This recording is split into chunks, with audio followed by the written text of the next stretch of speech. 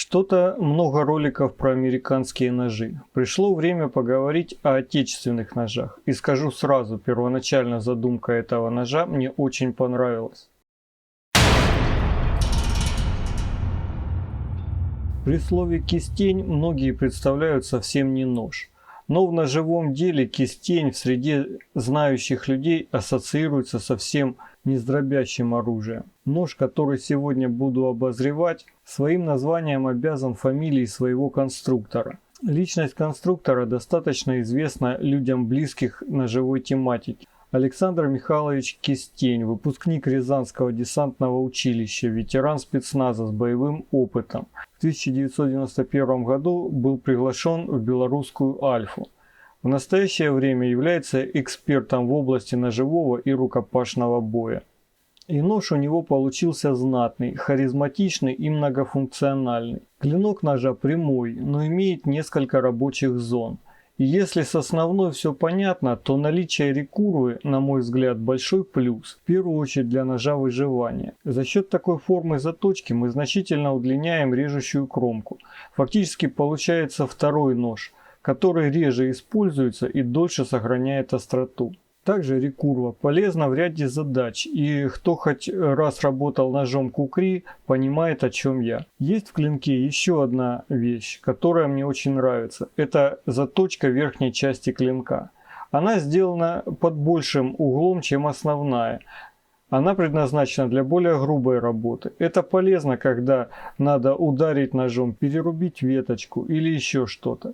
Иногда такой работы не избежать, а портить основную кромку ножа не хочется. Серейтор на клинке тоже хорош, напоминает спайдерковский и также будет полезен для выживания в экстремальных условиях. Также у клинка есть ровная прямая грань вдоль всего клинка.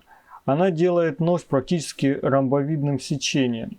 Этот элемент придает отличную жесткость, и поэтому колоть нож тоже будет хорошо. Этому будет способствовать и развитая широкая гарда рукояти ножа. Таким образом мы получаем очень удобный многофункциональный клинок для широкого круга задач в туризме и выживании. Понятно, что такая ромбовидная геометрия не позволит вам легко и тонко нарезать продукты на стол, но обеспечить минимум комфорта на природе позволит. В форме рукояти угадывается сразу множество ножей, но я все равно, видя этот нож, подсознательно сравниваю его с ножом каратель. Конструкция рукояти и гарды похожи, но нож-каратель предусматривал хват ножа через гарду, и на клинке у него есть специальная выемка под палец. При таком хвате нож в руке сидит куда жестче, и мне такой хват нравится. Возможно, такой хват не очень-то и применим во многих задачах. Возможно, рука у меня неправильная, но держать этот нож простым прямым хватом не очень-то и комфортно. В конструкции ножа кистень есть еще один минус относительно ножа каратель. Нет возможности надавить на клинок сверху, ни большим пальцем, ни чем-то еще. Минус это или нет, не знаю, но интуитивно в задачах строгания есть желание поставить палец на клинок сверху. Продолжая тему рукояти, рукоять крупная, имеет много мелких, на первый взгляд, дизайнерских решений, но все они имеют определенное назначение. Значимость и необходимость таких решений мне сложно оценивать, так как боевых задач ножом никогда не выполнял, и спорить с гуру о необходимости этих элементов не буду. Сама рукоять достаточно верткая в руке, имеет выемку, что помогает на ощупь лучше понимать и маневрировать ножом. Имеется также гусек, чем-то напоминающий шашечный. Большая широкая гарда. Отверстия на гарде и гуське можно использовать для темляка при использовании ножа в экстремальных условиях. А теперь главная боль этого ножа. Ножны из материала, напоминающего кайдекс. Крупные ножны с большим вроде бы функционалом. И сразу возникает столько вопросов. Зачем все это? Вроде бы имеются крепления для всех возможных вариантов фиксации. Но выполнены они очень странно. Качество материала вызывает сомнения. Габариты явно больше, чем нужно. В итоге получается неудобно и нефункционально. Нужно еще сказать, что нож в ножны вкладывается криво, косо и тяжело. Вытянуть нож тоже непросто, фиксация слишком сильная. Про эстетику говорить не буду, все и так видно. К слову, Кизляр Supreme давно уже делает ножны из кайдекса намного лучше.